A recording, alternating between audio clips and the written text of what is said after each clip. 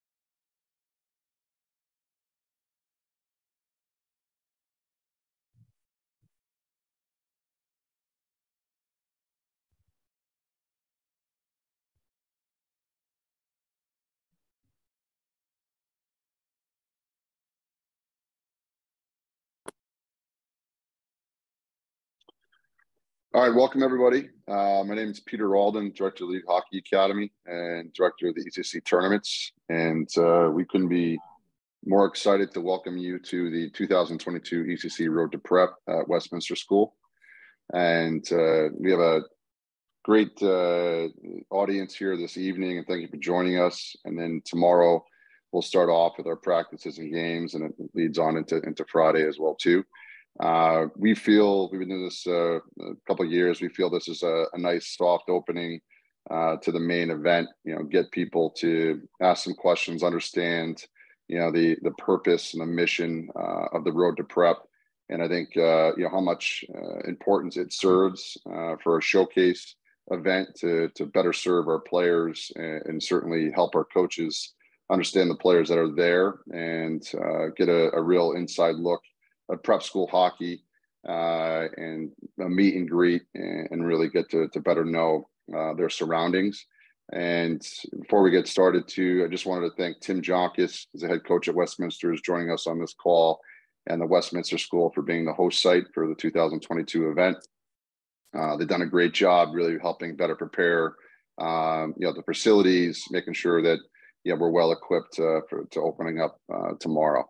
Tomorrow you also see over a dozen prep schools from all over New England, certainly from junior boarding, you know, to 9 through PG, and they all have different offerings, very unique in their own way.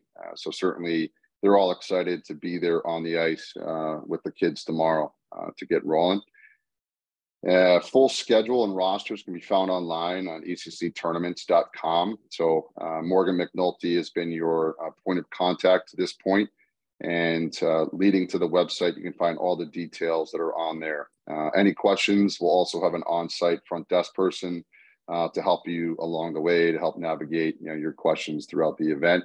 A small but big question here: will jerseys and socks be supplied? Absolutely. So when you show up, your jerseys and socks will be at the front desk. You'll check in, state your name, your age level, and then we'll make sure that you're well equipped for the event. Each team has their own designated color. We went with the black and gold this year in favor of Westminster here, but certainly the kids will have a nice look for the event as well too. For this call this evening, Kevin Conway will be our moderator. Kevin is one of the director of ECC events, and he's also the commissioner for the Power Prep Hockey League. He's got plenty of experience with prep school, and then certainly events. And we're excited to have him work to lead the way.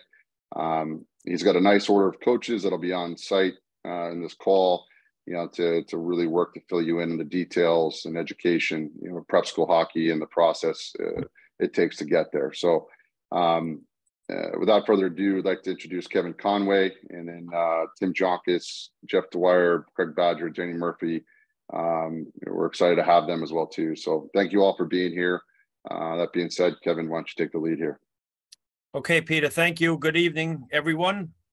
We have more than 60 participants in tonight's virtual panel discussion.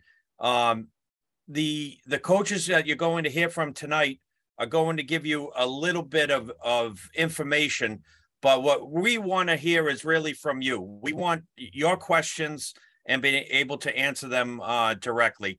I think the best way to do it, since the audience is so large, is to put your questions, first of all, in the chat. We can address them as such. And when you hear your question being addressed, please turn on your microphone so that you can add any additional follow-up questions or point us in the right direction if we're going off on a tangent and not answering your questions directly. As Peter introduced, tonight we're going to have Jeff Dwyer from St. George's School. He's going to discuss demystifying the application process for prep school. Then we're going to have Craig Badger from the Frederick Gun School.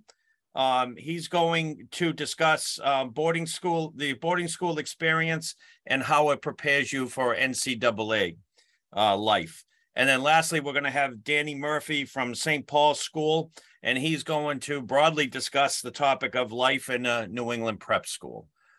So with that, why don't we turn it over to Jeff to get the ball rolling? Jeff? Thanks, fellas.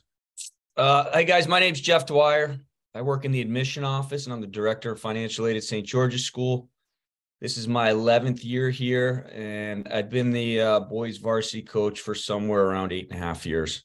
Could be 7.5, 8.5, somewhere in the ballpark there.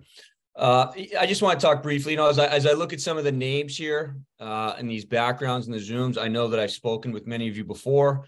Some of you guys have been to St. George's campus already. Some of you have Zoomed. Some of you have emailed. And that kind of brings me to kind of the first topic as we talk about demystifying the application process. When you guys come, and I'm going to speak, broadly about boarding schools, but probably more specifically about St. George's.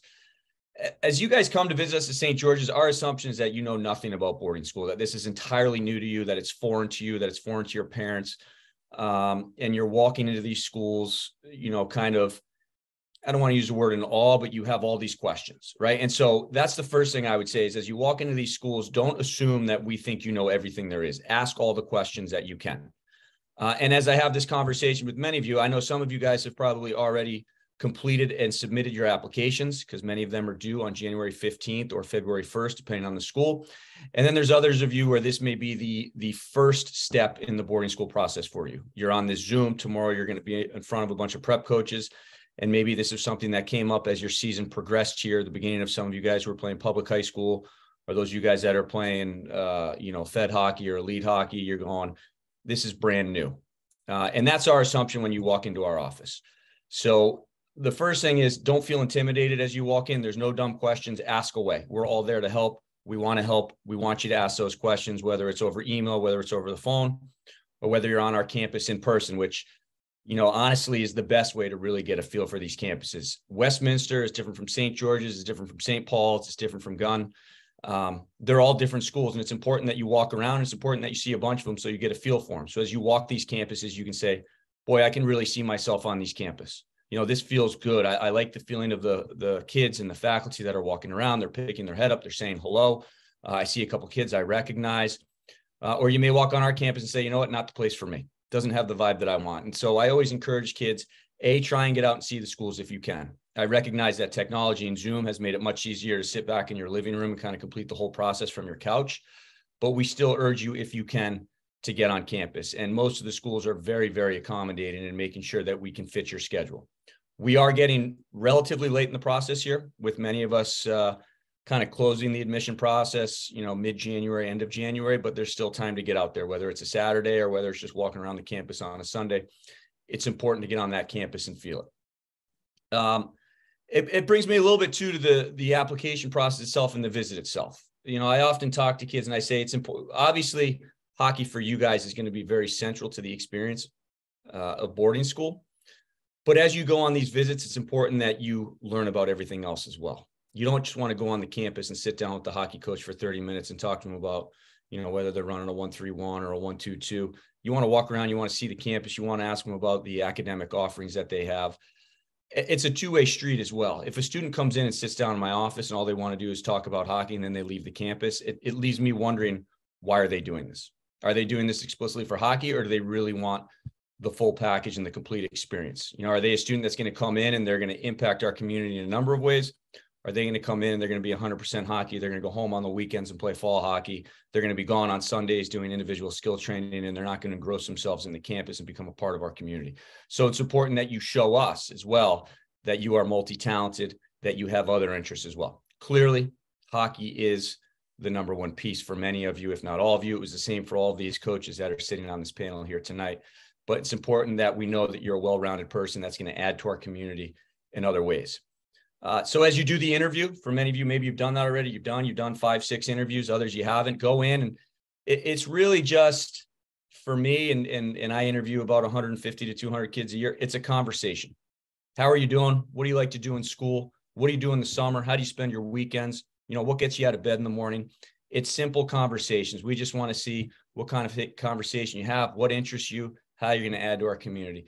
Likewise, as you fill out the application, if you write 3 or 4 sentences to each question, they're all pertaining to hockey, you're making it really tough on the hockey coach to support you. And I'm just being very honest in that, because we are not the only ones that are going to read your file. Many times we won't read your file. It'll be somebody else in the admission office. And if they see this student as somebody who has no interest and is unwilling to write or discuss anything other than hockey, it makes for a really hard push in the admission application. So as I say that, what I'm saying is be thoughtful, right? Take the time to do the application correctly. Take time to have thoughtful answers, and really tell us about yourself, because that resonates more than anything as you go through the application process. It's also important, as you look at these schools, to recognize that we all have different entry points. Some schools enroll primarily 9th graders. Some schools enroll a lot of 9th graders, a lot of 10th graders. Other schools have large upper form enrollment, meaning that they will have a lot of 11th graders or 12th graders, and many schools have PGs that they enroll. St. George's, we're in what's called the Independent School League, the ISL. We don't have PGs in our league. And St. George's specifically has very few 11th grade spots. So for me, I'm primarily recruiting players that are looking for grade 9, grade 10, repeat 10, and maybe some repeat 11th graders. But it's important to have that question as well, because you don't want to get on campus, go through the tour and say, yeah, I'm looking for a PG, and I sit down and you say, well, unfortunately, we don't have PGs. And so it's important for you guys to do a little legwork on the front end. Maybe that's an email to the coach, or most of that information can be found on the websites as well. And for any parents that are on here, financial aid is obviously a big piece of the process. That's not typically a conversation I have with the players or the students. It would be with the parents. But again, it's an important piece of the process. So I encourage any parents, or if you guys are taking notes for your parents on this one, that's a question they should ask as well. If financial assistance is something that's required, we all do that a little bit differently as well. But that's more a conversation for the parents as opposed to the player. And then I think last thing I would say is kind of have an idea of what you're looking for. Do you want a big school? Do you want a small school? Do you want a school that's closer to Boston? Do you want a school that's more rural, that has a lot of land? Are you looking for a school that is all boarders? are you looking for a school that has a large day population? We're all a little bit different. And that's why I would encourage all of you guys to get to campus and ask those questions. By no means is it an imposition for you guys to call us and say, hey, I'd love to come see campus. I want to get as many hockey players as I can on this campus. It's important for me to meet you guys. I'm proud of what we have here and who we are, and I want to show that. And I know Coach Jonkis, Coach Badger, Coach Murph, I know they are with their schools as well. So please email us, call us, tell us you want to get on campus. And we're going to do our best to find a time to walk around. We may not, we all do a lot of things. So it may not be that we can spend 30, 35 minutes with you, but at the very least, we'll put a face to a name. We'll shake your hand. We'll say, hey, let's follow up in a phone conversation, a Zoom, an email. But we want you to be interested in our schools, and we're proud of our schools, and we want to show them. So, I'm going to stick around if there's any questions specifically to the admission process, the application process, the visit, the interview. Please throw them in the chat, and I'll work away at those, or I'll stick around at the end and answer any live questions that you may have. Thanks, fellas. I'm not going to be there tomorrow, but I look forward to seeing you guys on Friday. Thank you, Jeff. So question and answer time on the application process. If your question is too long, just simply put your name in the chat, and I will call on you. You can verbalize your question. So we'll give it a few seconds, see what pops in.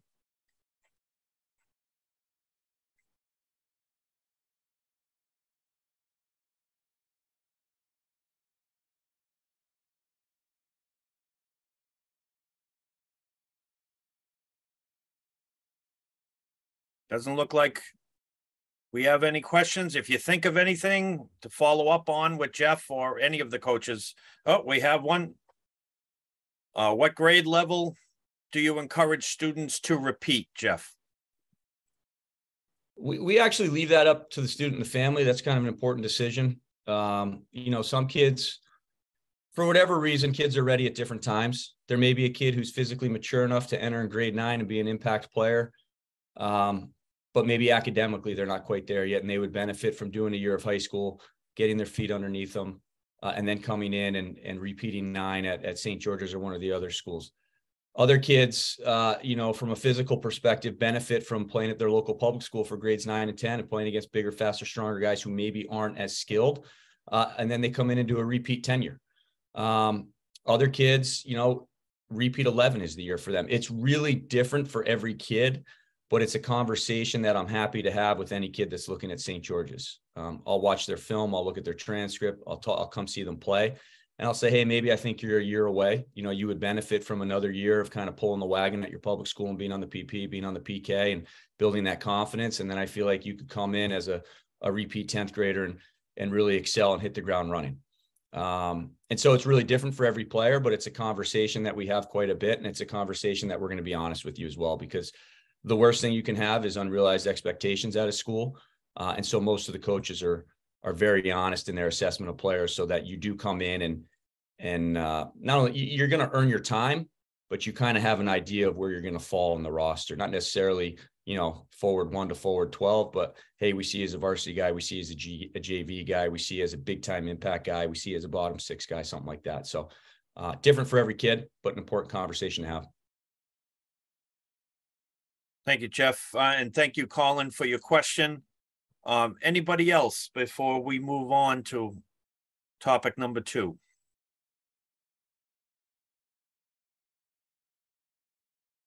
Okay, seeing none, I'm going to throw it over to Craig Badger regarding boarding school experience and how it prepares you for life in the NCAA. Craig? Hey, guys. Thank you, Kevin. Appreciate it. Thank you, Jeff, for that. I'm Craig Badger. This is my 18th year here at Frederick Gunn School, my 8th or 9th as the head coach. I also serve as the Senior Associate Director of Admissions here. And so like the other guys on the call, do a lot. Really involved in all facets of the boarding school world here.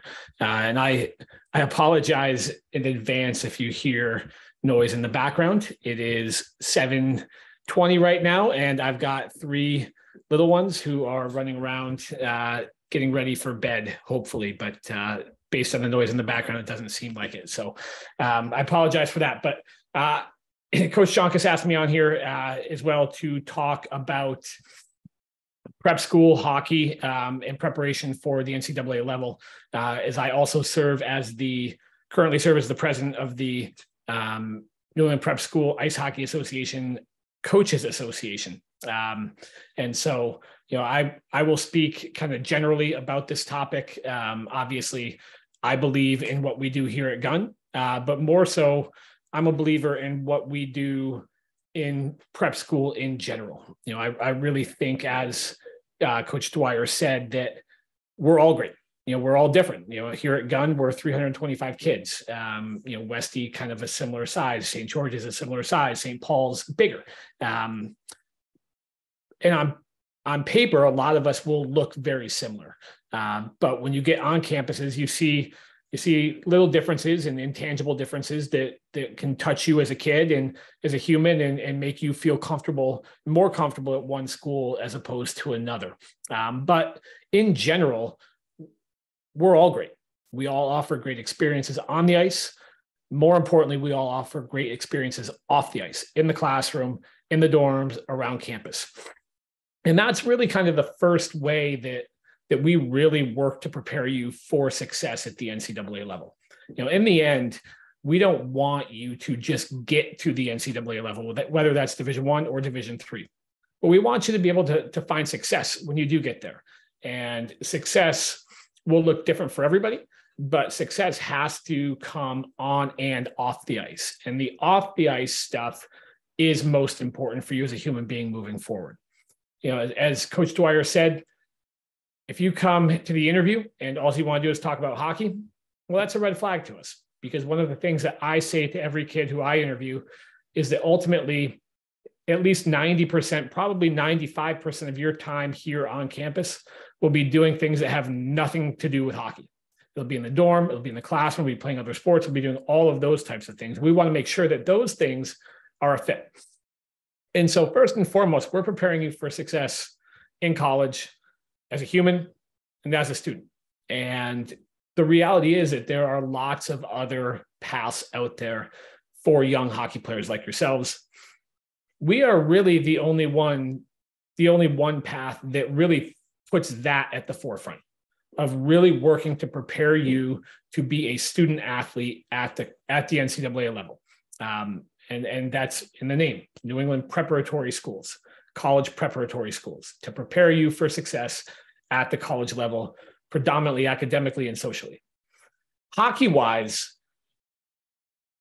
I feel like we do it even better in terms of what we do for young hockey players. When you look at the different paths out there, whether it is a Tier 1, a AAA, whether it's junior hockey, a lot of those places offer large number of games. They offer seasons that run from August through, in some cases, into April, but at least through March. And they're playing 70, 75 games. Oftentimes, teams are not on the ice for practice every day. Oftentimes, they're looking at practices 2 to 3 times a week with game-heavy schedules, heading off to showcases by the nature of travel and logistics, and playing 4 or 5 game weekends. And the reality is that is not what college is like. If you are fortunate enough to play NCAA Division I college hockey, you're playing maybe 45 games. If you are fortunate enough to play at the Division III level, maybe a NESCAC school, you're playing 25, 26 games. And the 75 game schedule just doesn't prepare you for what that is like. In college, you're on the ice every day. Most of the times you're on the ice is practice. And you're on a team with a roster of 26, 27, 28, 29 guys for game day lineups that can only skate, what is it now, 17 or 19 forward or 19 skaters and 3 goalies. And so you have to learn how to get yourself in that lineup. You have to learn how to practice. You have to learn how to compete day in and day out. And schedules of 70 games don't really teach you how to do that. They teach you that games aren't really all that important. And in a model like ours, where 35 games is the maximum number of games that you are allowed to play. It mirrors that college experience. Every single game matters. You lose 1 or 2 games that maybe you felt like you shouldn't. In the end, that can have a real impact on your season. We have 3 postseason tournaments. We have the Elite 8 tournament and then the large school and the small school, which are both 8 schools as well. And so of 60 teams, 24 get to play in the postseason at all. And losing 1 or 2 games can really truly be the difference between making one of those tournaments and not making one of those tournaments. And that's what it's like in the college level as well. Every single game matters, and you have to learn to bring your A game every single day. But more so, you have to learn how to bring your A game to practice every single day. Whether or not you're competing at the prep level to be in or out of the lineup really depends on schools. Some schools will carry a larger roster and healthy scratch guys. Some schools will carry a large roster and dress everybody, but not play everybody. And some schools just carry a smaller roster. And so that's going to be a little bit different school to school. But what's going to be the same is that competition. You may be in the lineup, but are you playing? And if you are playing, are you on the special teams? Are you on the PK? Are you in the power play? Are you in the minute in are you on the ice in the last minute of the game? That stuff gets determined in practice, and it gets determined in practice every single day against other guys who are hungry to beat you out for those spots. And when you get to college, that is what it's like. The difference is when you get to college, especially in today's world, you might have a 25-year-old on the roster who has been there for 5 years. For example, one of our alums is a 97 birth year. He's a Swedish kid. He's a 97 birth year. He's in his 5th year at Ohio State, 3rd year as a captain. He's a man. He's a man. And if you were to go there as an 18, 19-year-old, what are you going to do to beat him out to get in the lineup? The reality is that you're probably not going to beat him out as a top 6 guy. And so if you can't beat him out as a top 6 guy, you've got to find a way to beat somebody else out for a 3rd or 4th line role. And showing the coaches that you can compete, that you can play those roles, that you're willing to do that, that you're willing to show up every day to beat out another 23-year-old for one of those roles is a way to get yourself in the lineup. And that's something that we harp on not only here, but at all of our schools every single day. You can't take any day off. And, I just don't think that it's as easy for other models to do that when you're running a season from August to March. Our season here starts middle of November and runs into early March. Our guys predominantly do split season in the fall. Every school is a little bit different with that. So they are playing in the fall, but they're also doing captain's practices and bringing in outside coaches to run skills and things like that. Here specifically, our rink opens October 1. And our guys are able to skate 3 to 4 nights a week at that point, all the way up until our season, which again, really, really models that college approach, especially if you're looking at schools like the Ivies or the NESCACs that get a little bit later of a start than the other ones in the Division I, Division III leagues are allowed to. And so, and to kind of wrap that all up, in general, our experience models the college athletic experience in ways that other opportunities out there don't.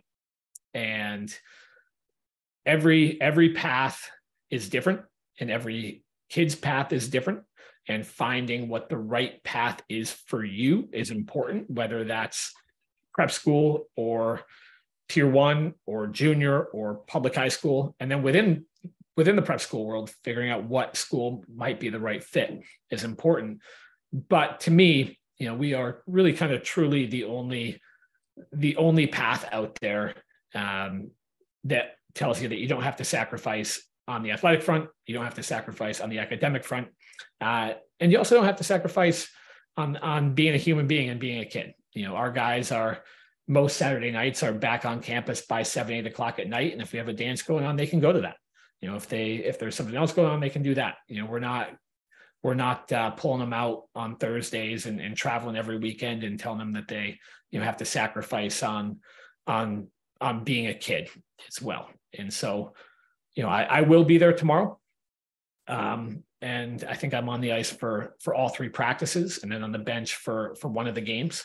And so I look forward to watching you guys and getting to know some of you in the future. Thank you, guys.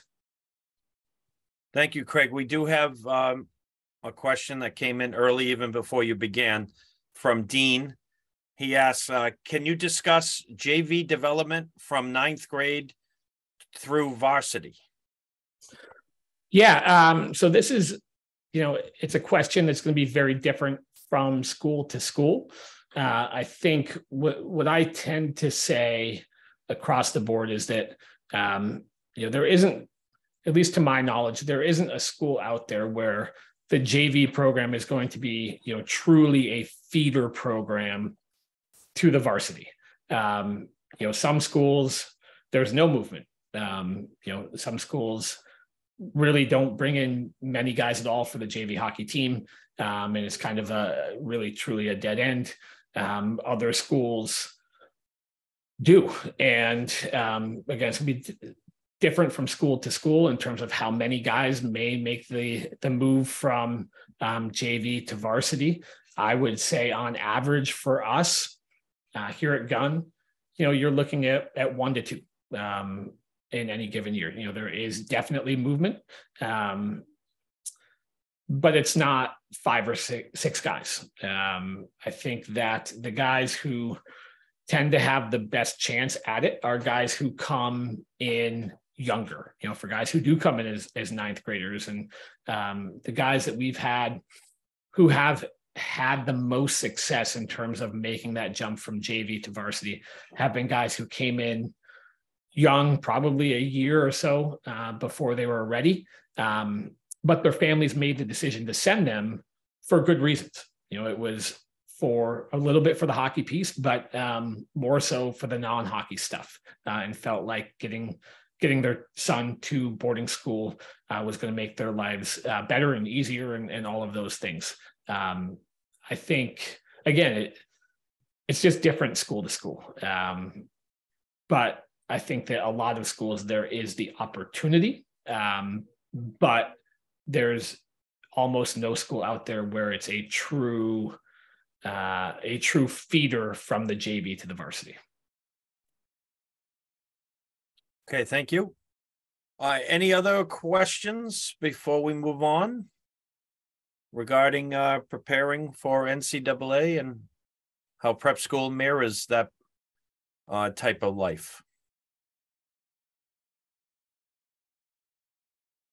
All right, seeing none. Our third coaching panelist is Danny Murphy from St. Paul's School. He's going to discuss life in a New England prep school. Danny? Thanks, Kevin.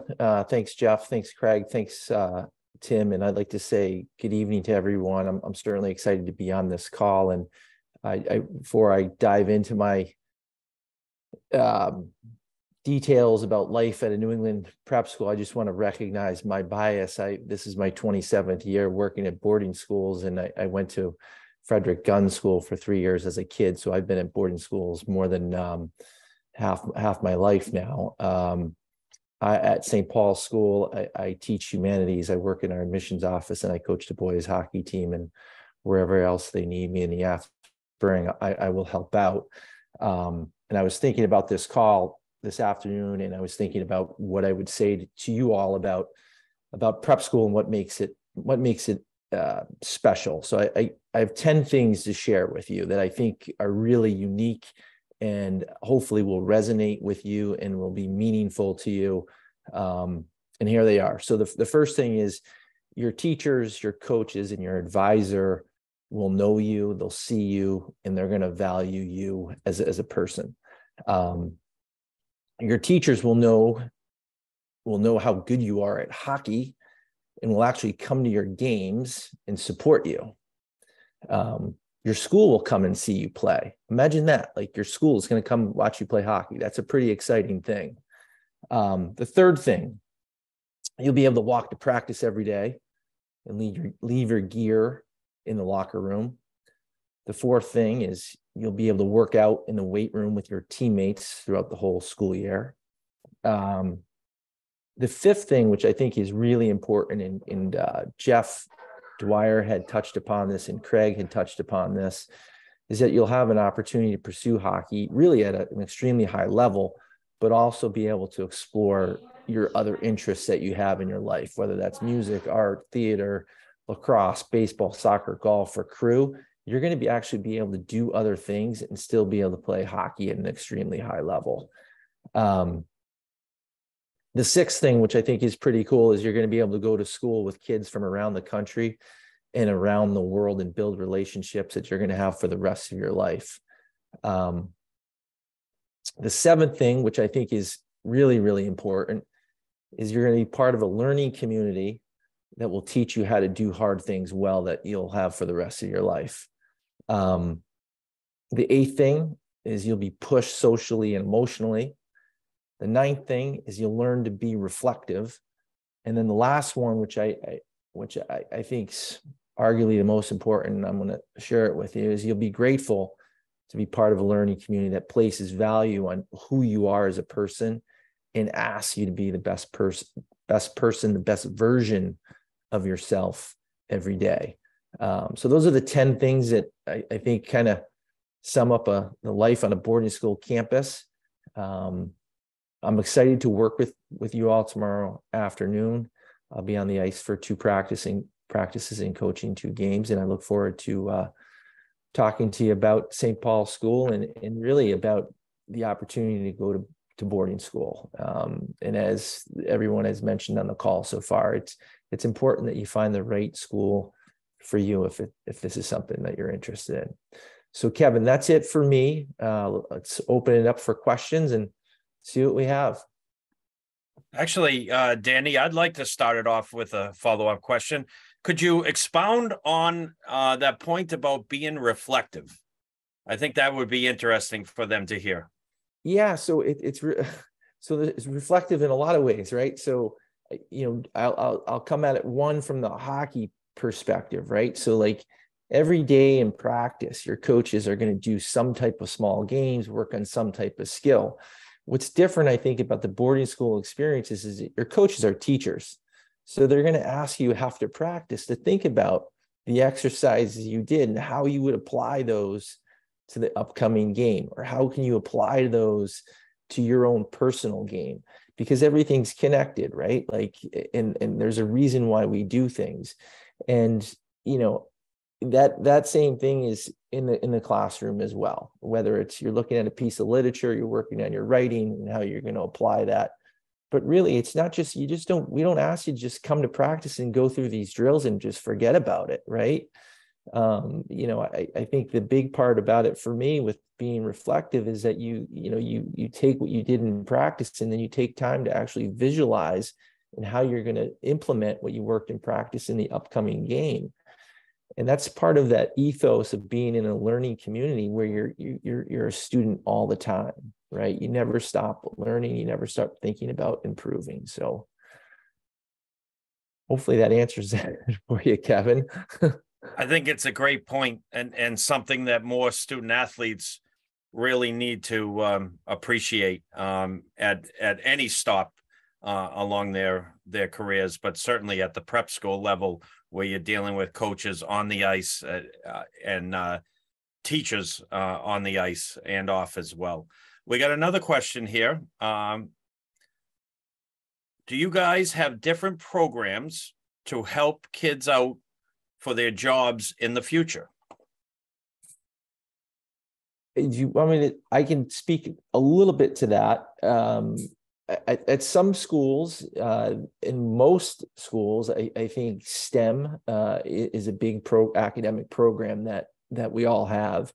And many schools, I think, offer some type of internship connections or help kids get connected with people who are in the alumni network to actually work in the summer to get experience. We particularly have an applied science and engineering program that we do that for with kids between their 11th and 12th grade years, for those kids that are really involved and applied in science and engineering. But really, I would tell you, I think that's one of the greatest things about boarding school is the alumni network, whether it's at Frederick Gunn or St. George's.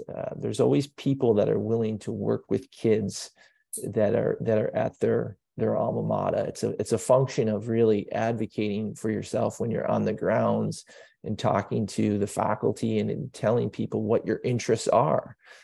Your interest could be sports journalism. Your interest could be woodworking. It doesn't matter. You just need to engage adults and let them know what your interests are and what you want to do. And there's people that want to help. I think that's one of the great things about attending a boarding school. Yeah, and I think too, Kev, if I could just jump in here, hi everybody. It's good to see everybody on the call, and thanks to Jeff and Coach Murphy and Craig and Pete and Kevin. But my name's Tim Jonkus. I'm the head coach at Westminster. It's my 16th year as a head coach here, 19th year at the school, and I think that's a really good question about different programs. And certainly, as Coach Murphy said, every school is going to have different offerings, whether it's STEM, whether it's leadership programs. But what all of the New England boarding schools will offer you is the program itself of like being at a boarding school, having your teacher who's also your coach, who's also your dorm parent, who's also your advisor, and the level of communication and the expectation that you're held to every single day to be the best person you could be. I would argue that is ultimately what's going to prepare you for the rest of your life. And that's what I think all these schools do really, really well. And also, as Coach Murphy mentioned, like the network is incredible. You know, you're all playing for different teams right now, and maybe it's maybe you've been with the same youth hockey organization for 5 years. Maybe you've been on a couple different teams. When you enter a St. George's or a Frederick Gunn or a St. Paul's or a Westminster or an Avon or any of the other schools that you're going to see over the next 2 years, you become part of something that's very significant, and you literally link arms with centuries of students who've gone before you. And you think about that as it relates to the rest of your life. And as I'm sure Coach Dwyer can attest to this, and Coach Badger and Coach Murphy, and myself as well, it's difficult for us to go anywhere really in the country and not run into somebody we are connected to through our experience as either coaches of these schools or those of us who went to one of these schools. So that network is incredibly powerful. So I just wanted to add that in there. Craig or Jeff, do you have anything else to add along those lines? I think the one thing I would add is that I didn't know what my future job was going to be when I was in grade 9 at New Canaan High School, and then when I went away to school. So I think probably the biggest thing we provide is the space and the opportunity to figure out what it is you want to do. We encourage you to find your passions, and we have the professionals in terms of the faculty that share those passions to kind of stoke that fire, answer those questions, and kind of help you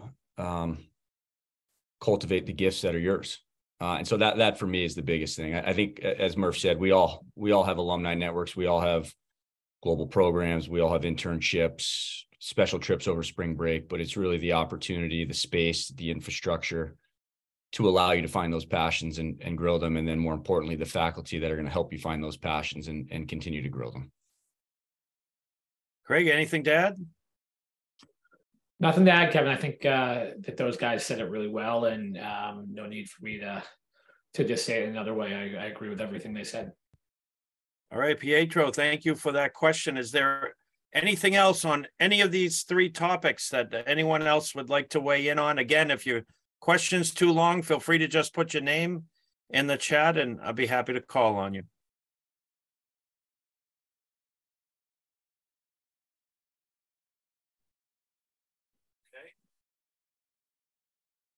It's looking like everyone's satisfied. we can turn it back to Tim for some helpful tips on coming to Westminster and Simsbury the next couple of days. Yes, so many of you have been through town or been to the rink before on campus, but Simsbury is a really nice town.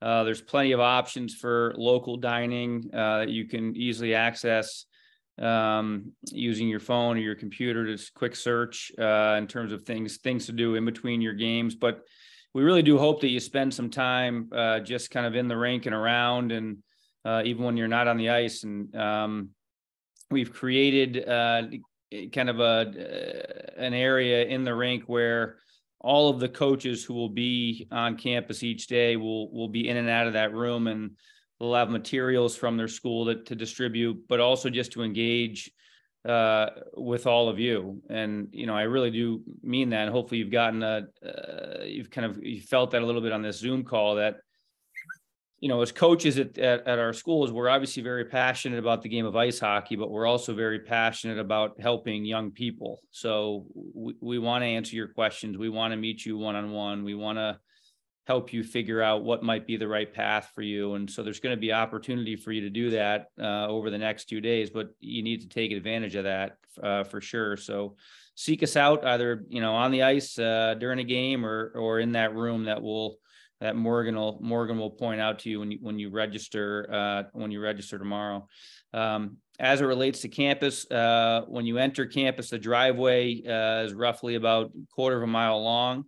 When you get to the very top of the driveway, you'll see a sign for the rink. You'll take a left and then a right, but it's well marked. And beyond that, we look forward to the next two days with everyone on this call and the 30 some odd families who could not make it tonight. But I think that's all I had. Pete, do you have anything you want to wrap up with? No, well said by everybody. And, thanks for everyone for being here. And I think the other piece to where the communication to start the process with these coaches, we'll send out a blast email with the coaches' contact information in case you don't know how to get it, just so you can start your own process, as far as learning more about each school as well too. But thanks for everybody for being here, and the coaches did an outstanding job. And, Kevin, thanks for leading the way here too. Peter, we have one more, a couple more questions. Or no, one more question. Show up an hour before the first practice? Yes or no? More than that? Less than that? What's the suggestion? Yeah, I know everybody's excited to get there. They want to be well prepared. No more than an hour would be appreciated. So anywhere between that 45 to the 60-minute window would be great. I would also like to add, we're guests of Westminster School, so the utmost respect from the locker rooms to the entrance, and how we take care of things is really important. Agreed. Always leave it cleaner than the way you found it. Okay. All right. I think that will do it. Again, you heard all four coaches highly encourage. If you think of a follow-up question overnight or while you're there or over the next 2 days, take advantage of the opportunity to have them face-to-face and make sure you get your questions answered. With that, I wish everyone luck the next 2 days at the showcase games and the practices. And we thank you for participating in tonight's panel. Thank you. Good night, everyone.